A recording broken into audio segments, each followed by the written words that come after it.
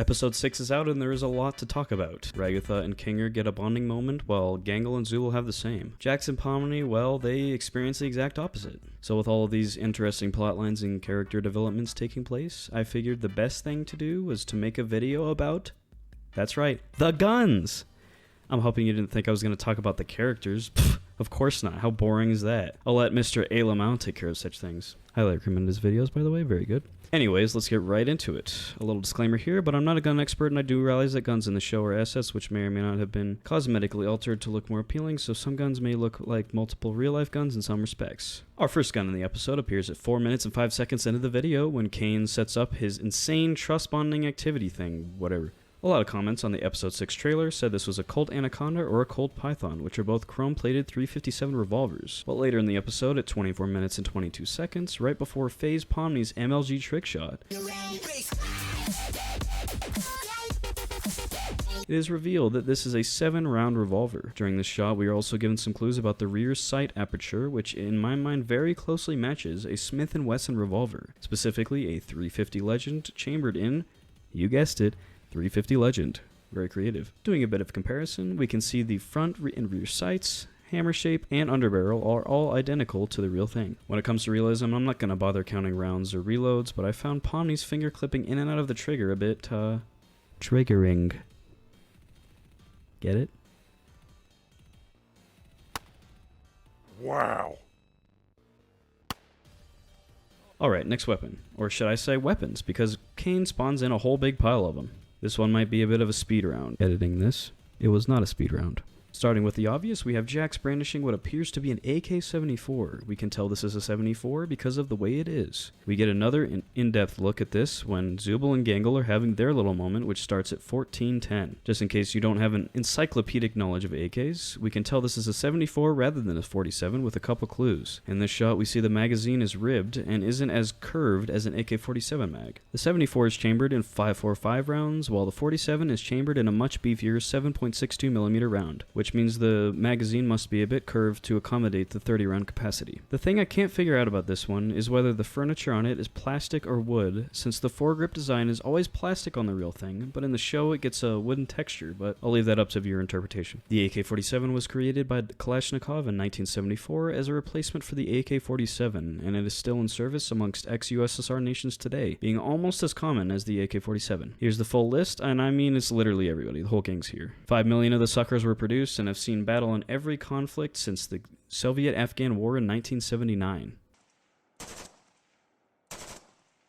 Alright, enough history, back to the guns. In the pile, we can also pretty easily see an Auto Ordnance Thompson, or a Tommy gun. This is Gangle's favorite gun in the episode, and the fact that she even has one is kind of surprising. She wields it maniacally, though not very effectively. These were used famously by the Mafia, and affectionately nicknamed the Chicago Typewriter. We get a very good view of this gun at around the 22-minute mark when Gangle looks at it in awe. This one appears to be an M1928, chambered in 45 ACP, using a 50-round drum mag, though it could also have been used with a 20-round or even a 100-round drum mag. This weapon was also used by Allied forces during World War II and has since been used by a plethora of nations, with about 1.7 million being manufactured.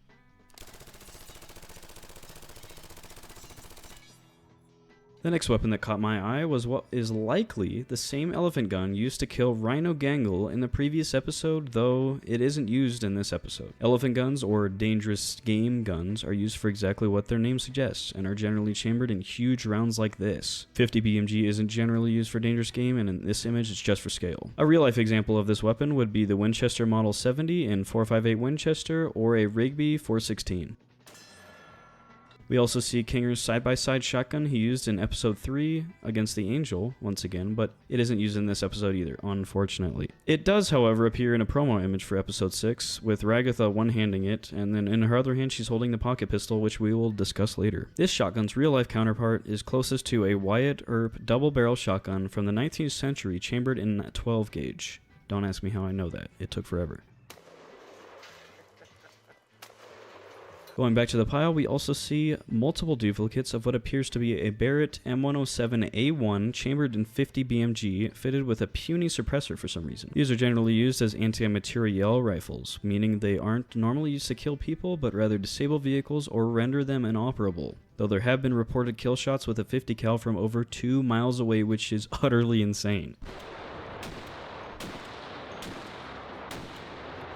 This next one really stumped me, and I can't decide between a 50 cal Lynx, a Barrett Model 95, or some sort of weird bullpup heavy rifle or shotgun, but I don't see it used later, so I don't really see why that matters. We also see this pistol, which is picked up by Kinger at 8 minutes and 15 seconds. It appears multiple times throughout the episode, and is also the gun sitting on the table in this promo image for episode 6. This appears to be a Ruger 5.7 chambered in, well, 5.7mm was developed as a body armor defeating round that was similar in size to a pistol round. The most famous guns chambered in 5.7 are the FNP90 and the FN57, both of which, interestingly, appear in the Counter-Strike series. Now that we have most of the visible pile guns out of the way, I'll name some random silly ones that are also there. We have a Supreme money gun beside Gangle here, a wood cutout of a short barrel Desert Eagle for whatever reason, Uzi's railgun from Murder Drones, sadly not used, and some sort of generic 60s-esque ray gun toy. We also see this weird railgun thing near Kinger at 5 minutes 20 seconds, but I couldn't get a good enough look and it isn't used later, so whatever. The next new gun we see is at 12 minutes and 5 seconds when Ragatha is seen using a pocket pistol of some kind. These are 2-shot Derringers, usually chambered in 45 ACP or smaller, although Ragatha never actually fires this one. My best guess would be a Remington Model 95 chambered in 41 short, aka this little guy, which is actually a very effective round. Right after that, we get a close-up of the 50 cal that we saw earlier. Zubul, for some reason, even though this is a semi-automatic sniper, racks the charging handle, which would cause a live round to fall out of the weapon. Since this is a semi-automatic weapon, if you cycle it like a bolt action, it will eject an unused round instead of an empty casing. A new gun appears at 12 minutes 16 seconds, where Gangle is seen holding another revolver. And with a little research, I'm guessing this one is a Ruger Security 6 chambered in .357 Magnum. These were heavily used by US law enforcement and were also used by the FBI for a time. The next weapon we see is wielded by Jax starting at 12:27. If anyone watches GunTube as much as I do, you might recognize this as a Magnum Research BFR or a big frame revolver. These are usually chambered in ridiculous rounds like 30-30 Winchester or 46 S&W, and Jax could be using either one here. By the way, this is what it looks like when this damn thing goes off. It just shakes the whole world. At 12:41, we get another fleeting glimpse of Ragatha's Derringer, and it's gone. Alright, next gun.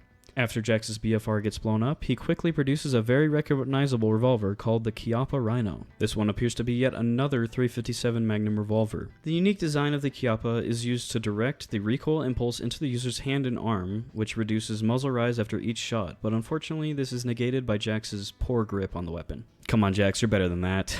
At 16:31, we see Jax with yet another revolver, which seems to be his favorite type of weapon. This time it looks like it's another Ruger Security 6 chambered in .357 Magnum. At 17:09, we see Kinger is using another S&W Model 350, which is the same as Palmy's. And later at 17:10, we see Jax somehow obtain another Chiappa Rhino, although he didn't enter the room with one, which I thought was odd. During this sequence, we see Kinger use a really cool technique called fanning, which is a way of inaccurately but quickly firing a revolver by holding the trigger down and using your hand to fan the trigger back over and over. For this one I actually did count, and yes, Kinger does use exactly 7 rounds before reloading. At 22:55, it's not a gun, but we do see that Zubul, God knows why, has a stack of military-grade M84 stun grenades. I have one of these as well, and it's been safely deactivated, I think. These work by pulling out the safety pin right here, which is the triangle. Pull that guy out, like that. And that will allow the striker to hit the primer. And all we have to do now is pull out this guy. This is the actual striking pin. Pull that out. But this one isn't going to go off, so it's not like it's a big... Okay, well, as you've just witnessed, these are capable of producing up to 180 decibels and up to 8 million candela brightness. I'm glad I had my headphones on. I hope you did too, because that was pretty loud. Once Zubul sets these off, she brandishes 4 different firearms. The first we see is a Colt M16A1, which saw heavy combat in Vietnam and surrounding conflicts. The AR-15 platform is still in use today by the military, and these days we have what's called the M4A1, with the Army carrying a full auto-capable version and the Air Force just using burst-fire one. Unfortunately. Next up is the IWI Uzi, chambered in 9mm. It was developed for the IDF, or Israeli Defense Force. This submachine gun is extremely popular in action movies and is still used today in Israel as well as other countries, but has mostly been replaced by the IWI Tavor bullpup. And that does it for this video. If you made it this far through my incessant babbling, I really appreciate it, and I thank you for watching. This was mainly like a one-off joke video, honestly. I mean, it's not like we're going to see the another Tadsy episode with a bunch of guns in it anytime soon.